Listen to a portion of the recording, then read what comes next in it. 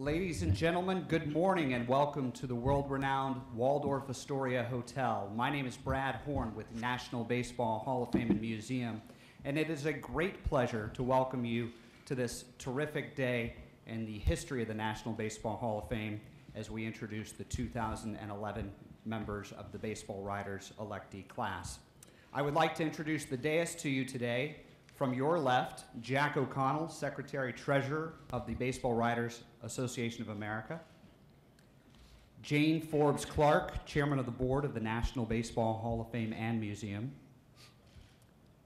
Newest member of the Baseball Hall of Fame, Roberto Alomar. Joining him in the class of 2011, Bert Blyleven. Hi, everybody. And the President of the National Baseball Hall of Fame, Jeff Idelson. We are very thankful to be joined today by some officials from Major League Baseball. Phyllis Marriage and Katie Feeney, thank you for joining. Rob Manfred, Pat Courtney, thank you for being here. And from the New York Mets, Jay Horowitz and Ethan Wilson, thank you for coming out today. At the conclusion of today's event, we will have a still photograph opportunity. I would like to remind you, if you have not already done so, to turn your cell phones into the off position. And at this point, I'd like to let the press conference begin by turning the program over to Jack O'Connell to say a few words. Jack? Thank you, Brad. The Baseball Writers Association of America has been involved with the Hall of Fame since the museum's inception. We conducted the first ballot 75 years ago. Our relationship with the Hall of Fame is something we treasure. It is the writer's privilege to honor baseball by recognizing the extraordinary contributions of a select group of players whose legacies are preserved in Cooperstown. The latest of these players are before you today. The 10-time All-Star and a 12-time All-Star and 10-time Gold Glove winning second baseman Roberto Alomar, and 287 game-winning pitcher Bert Blyleven, the fifth leading strikeout pitcher of all time. I want to express thanks to the Elias Sports Bureau and all the help it gives in preparing the bios that accompany the ballot, and Ernst & Young for verifying our vote, thanks to the outstanding contribution of Mike DeLisi, who is here today. Another great election, Mike. Thank you.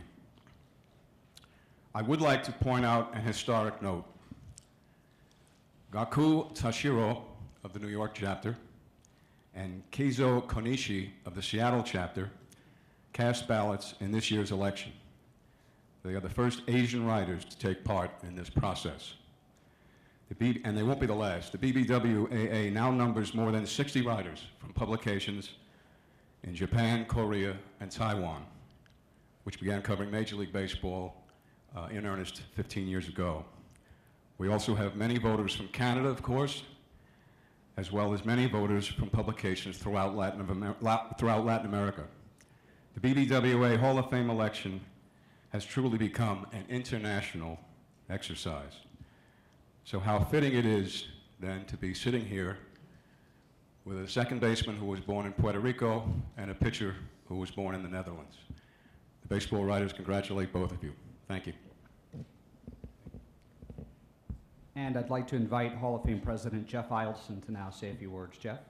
Thank you, Brad. On behalf of Jane, our board of directors, and the entire staff at the Baseball Hall of Fame, we're delighted to have you join us today here at the Waldorf. We have two of our distinguished board members in the audience as well. Bill Gladstone, longtime CEO at Ernst & Young and current owner of the Tri-City Valley Cats, the Astros single-A club up in Troy, which I might mention is also where the world champion San Francisco Giants franchise originated. And Harvey Schiller, the chairman and CEO of Global Options Group. Glad to have you guys with us. Jack, I'd like to commend you and the baseball writers on another superbly run election.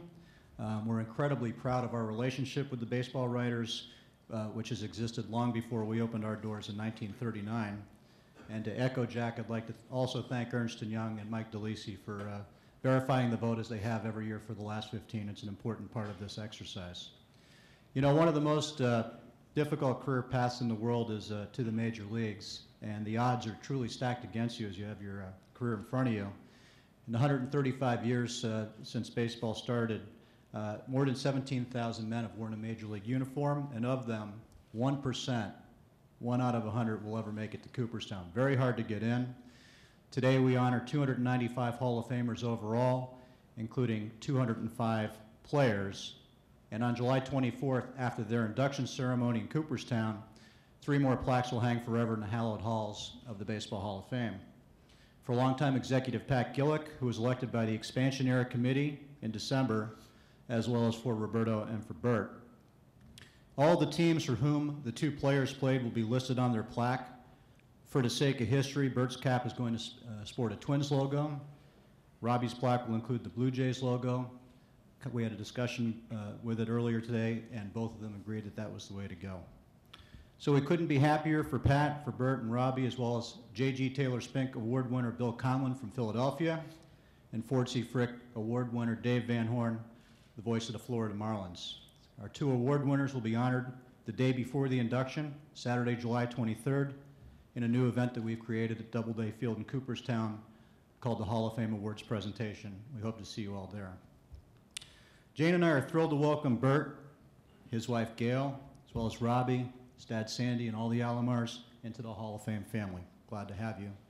And we look forward to celebrating their inductions in July, as do all the Hall of Fame members, the living legends of the game, who will return to Cooperstown to welcome them into the Hall of Fame. You know a lot. These are 2 very, very special players. Roberto Alomar's consistent excellence is best exemplified by being named to 12 consecutive All-Star teams, finishing in the top 6 in MVP voting 5 times during his 17-year career. He could hit, batting .300 lifetime. He hit better than .300 9 times, 2,724 hits, 4 Silver Slugger Awards. He could run, stole 474 bases, including 20 or more on 10 separate occasions. And we all know he could field, winning 10 Gold Gloves. And watching him play second base was truly poetry in motion, especially during his years in Cleveland when he partnered in the middle of the infield with Omar Vizquel. He was also clutch, especially when the spotlight was on, hitting .347 to lead the Blue Jays to 2 World Series titles. Roberto's our 3rd Puerto Rican-born Hall of Famer, joining Orlando Cepeda, Roberto Clemente. He's the 19th Major League second baseman to earn a plaque in Cooperstown. Congratulations, Robbie. We're very happy for him. Bert will be remembered in history as one of the most effective breaking ball pitchers of all time, as well as one of the most durable athletes of his generation, combining both traits to win 287 games. It's an awful lot of W's. He grew up idolizing Sandy Koufax, just like Sandy, as well as Hall of Famers Whitey Ford, Mordecai Three-Finger Brown, and Rube Waddell, who also pitched in Pittsburgh, but I don't think at the same time as you, 1900, 1901. Just missed him. They all threw their hook with great precision. That's what those guys have in common. When Bert retired in 1992, and 19 years later, he still ranks 5th all-time in strikeouts, 3,701, 9th in shutouts with 60, 10th in starts, 14th in innings pitched, and he's 26th all-time in wins. He was strong at the start of his career, debuting in 1970 at age 19, when he was the Sporting News American League Rookie Pitcher of the Year, and he dominated at the end of his career, earning Comeback Player of the Year in 1989. 8 200 strikeout seasons. He was a manager's dream, eating up innings, 16 seasons with 200 innings pitched, including 10 straight. Pitched an astounding 275 innings a year for 6 consecutive years. He also excelled in the postseason, going 5-1 with a 2.47 ERA, and like Robbie, 2 World Series rings in 1979 with the Pirates, 1987 with the Twins. He's the 63rd Major League pitcher elected Cooperstown. He's the first Dutchman, and certainly not the first to give a hot foot. Congratulations, Bert. Thank you. Gentlemen, combined, you guys played for 11 teams, but today you're joining your final team, which is the Hall of Fame team, and we're glad to have you on it. It's the greatest team ever assembled, and we're thrilled.